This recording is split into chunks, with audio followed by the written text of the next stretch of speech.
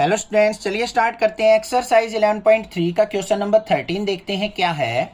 In the following cases determine whether the given planes are parallel और perpendicular and in case they are neither find the angles between them.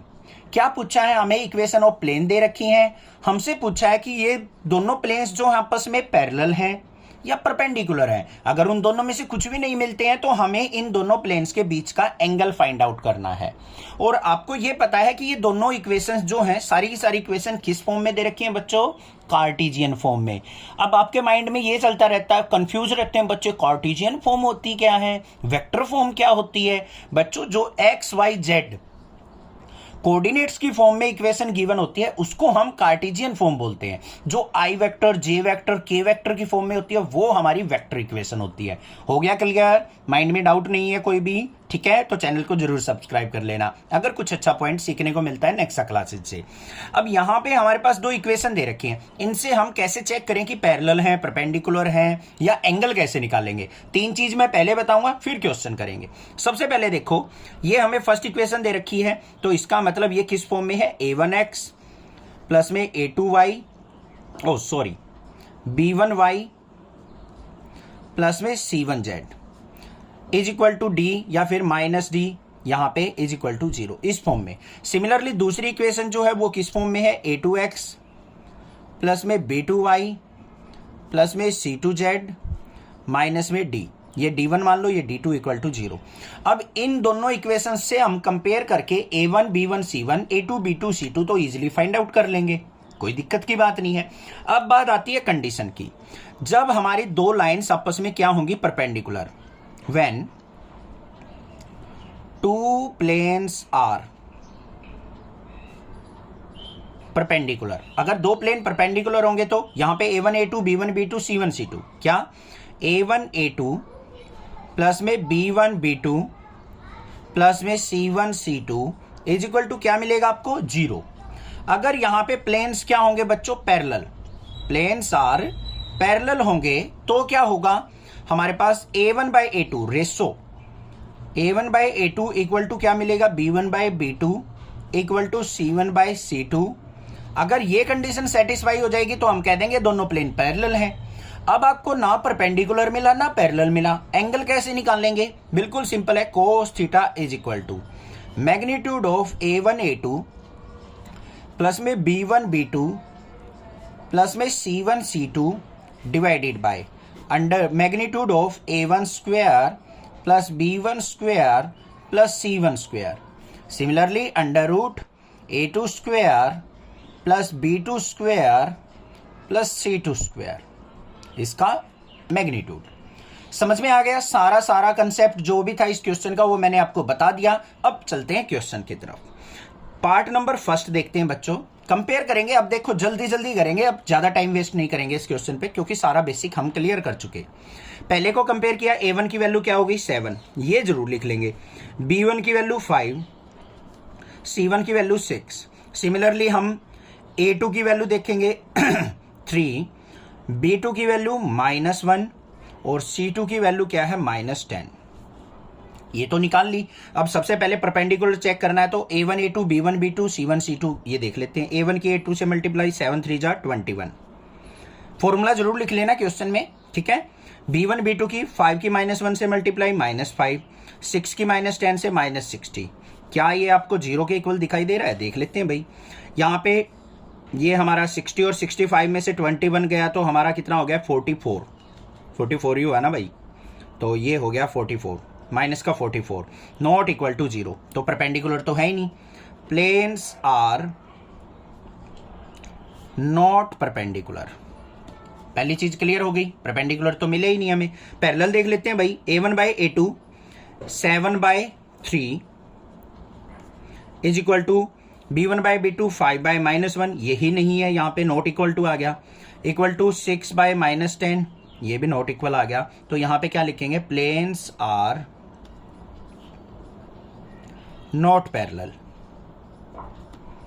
ये भी हो गया clear, कोई दिक्कत नहीं है। अब ना परपेंडिकुलर मिला ना पैरेलल मिला, अब हमें क्या निकालना है? एंगल। तो निकाल देते हैं भाई, cos theta is equal to, यहीं पे निकाल देते हैं आपका। देखो magnitude of A1 A2 B1 B2 C1 C2 की मल्टीप्लीकेशन क्या आई है, -44 आई थी, यही तो आई थी अभी।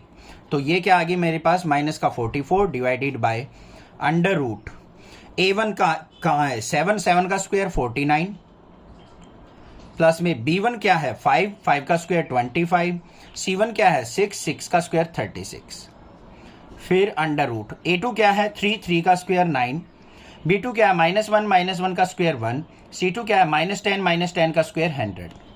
आ गया, क्लियर है। इसको सिंप्लीफाई कर लोगे ना, cos theta is equal to क्या आ जाएगा, -44 का मैग्नीट्यूड लेंगे तो 44 डिवाइडेड बाय अंडर रूट 49 और 25 और 36 ऐड करते हैं तो ये क्या आ जाएगा हमारा 110। सिमिलरली यहां पे देखेंगे अंडर रूट 110 आ गया, मैग्नीट्यूड अब लगाने की जरूरत ही नहीं है। अब नेक्स्ट स्टेप में देख लेंगे cos theta is equal to क्या आ गया 44 डिवाइडेड बाय अंडर रूट 110 110 की मल्टीप्लाई क्या हो जाएगा 110। ये कैंसिल आउट हो रहा है हमारा, किस 2 से कैंसिल हो रहा है हमारा ये, तो क्या हो गया यहाँ पे बाय 22 2 जा 44 अपॉन में 5, तो थीटा इज इक्वल टू क्या आ जाएगा कोस इनवर्स 2/5। क्लियर हो गया, कोई दिक्कत नहीं है। नेक्स्ट चलते हैं बी पार्ट पे। बी पार्ट से हम कंपेयर करके क्या निकालेंगे, A1 की value, A1 is equal to क्या हो जाएगा 2, B1 इज इक्वल टू 1 और C1 is equal to 3। Similarly हम A2 निकालेंगे तो क्या हो जाएगा यहाँ पे 1, B2 इज इक्वल टू क्या हो जाएगा -2 और C2 तो दे ही नहीं रखा भाई, C2 इक्वल टू 0। क्यों, हमें क्या घबराना है, ठीक है भाई, नहीं दे रखा तो हम इससे देख लेंगे। अब पहले परपेंडिकुलर चेक करते हैं।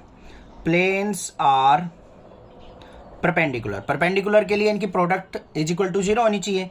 तो A1 A2 2 1 जा 2, 1 की -2 से मल्टीप्लाई -2 और 3 की 0 से मल्टीप्लाई 0 इज इक्वल टू 0। 2 - 2 क्या आ गया 0 इक्वल टू 0, तो हम कह देंगे प्लेन्स आर परपेंडिकुलर। चलो भाई सी पार्ट पे चलते हैं। सी में A1 की वैल्यू क्या आ गई 2, B1 की वैल्यू क्या आ गई -2, C1 की value 4। Similarly A2 is equal to क्या आ गया 3, B2 इज इक्वल टू क्या आ गया -3 और C2 इज इक्वल टू क्या आ गया 6। देखते हैं भाई 2 3 जा 6 परपेंडिकुलर के लिए 4 परपेंडिकुलर 2 3 जा 6, -2 की -3 से मल्टीप्लाई प्लस का 6 और 4 6 जा 24।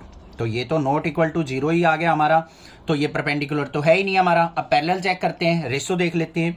A1 बाई A2 मतलब 4, parallel condition A1 by A2 मतलब 2/3 is equal to B1 by B2 -2 by -3 equal to C1 by C2 4/6।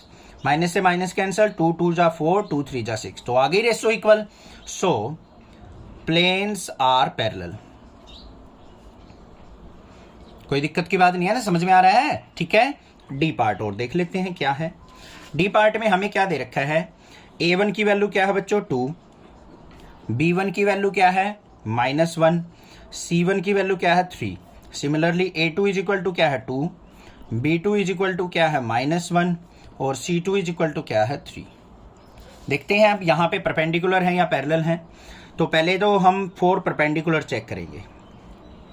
2 2 जा 4, -1 की -1 से मल्टीप्लाई +1, 3 3 जा 9, नॉट इक्वल टू 0 आ गया, तो है ही नहीं परपेंडिकुलर। तो पैरेलल देख लेते हैं। 4 पैरेलल कंडीशन क्या होनी चाहिए, रेशो A1 बाई A2 तो क्या होगी 2/2 is equal to -1 by -1 is equal to 3/3। हाँ ये ठीक है भाई, -1 से -1 कैंसिल, 3 से 3 कैंसिल, 1/1 आ गया, 2 से 2 कैंसिल, ये भी 1/1 आ गया।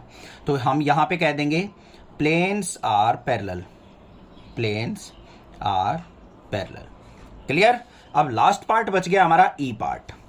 ई पार्ट क्या दे रखा है, ये रहा। यहाँ पे A1 B1 C1 A2 B2 C2 की वैल्यू निकालेंगे हम। हमें पता है, मुझे पता है, मैंने तो बहुत बार करवा रखे हैं क्वेश्चन। इसके अंदर क्या है, ना तो पैरेलल है ना परपेंडिकुलर है। हमें क्या करना है, डायरेक्टली कोस थीटा निकालना है। तो cos theta is equal to किसके हो जाएगा, A1 A2। तो यहाँ पे देखो ये क्या है हमारे पास, A1 की वैल्यू ये यहाँ पे x, वो भाई नहीं लिखना पड़ेगा, ये तो करेंगे क्वेश्चन को, ठीक है। तो यहाँ पे A1 क्या है हमारे पास 4, A2 क्या है, A2 नहीं B1 इज इक्वल टू 8 और C1 is equal to 1।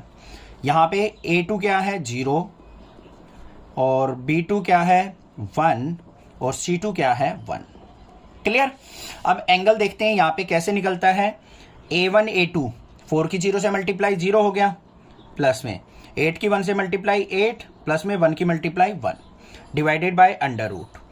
a1 का स्क्वायर 4 का स्क्वायर 16, 8 का स्क्वायर 64, 1 का स्क्वायर 1, अंडर रूट। यहाँ पे 0 का स्क्वायर 0, प्लस में 1 का स्क्वायर 1, प्लस 1 का स्क्वायर 1। क्या आ गया? Cos theta is equal to, magnitude की जरूरत ही नहीं है, नेगेटिव वैल्यू है ही नहीं, ऊपर 9 आ गया, नीचे 64 और 16 81 और 1 81, ओ 80 और 1 81, 81 का रूट करेंगे 9, यहाँ पे अंडर रूट 2, 0 प्लस 1 प्लस 1 2 हो गया ना, तो अंडर रूट 2, 9 से 9 कैंसिल, ये आ गया यहाँ पे 1 बाय रूट 2। तो थीटा इज इक्वल टू क्या हो जाएगा? Cos inverse 1 by root 2। Angle भी निकाल लेते हैं भाई, theta is equal to cos inverse 1 by root 2 कितने पे होता है? 45 पे, तो कोस 45 डिग्री, कोस से कोस कैंसिल, तो थीटा इज इक्वल टू क्या आ गया? 45 डिग्री। ठीक है, चेक कर लेना, यहाँ पे ना तो परपेंडिकुलर है ना पैरेलल, रेशो तो इक्वल दिख ही नहीं रही। 4 0 0 हो जाएगा, 8 1 जा 1, 8 1 जा 8 और 1 1 जा 1, 9 आ जाएगा, 9 नॉट इक्वल टू 0, तो परपेंडिकुलर भी नहीं है। समझ में आ गया? क्वेश्चन क्लियर है? कोई दिक्कत हो तो मुझसे पूछ सकते हैं, अदरवाइज चैनल को सब्सक्राइब कर लेना, शेयर करना और दबा के शेयर करना। Thank you students for watching your channel Nexa classes.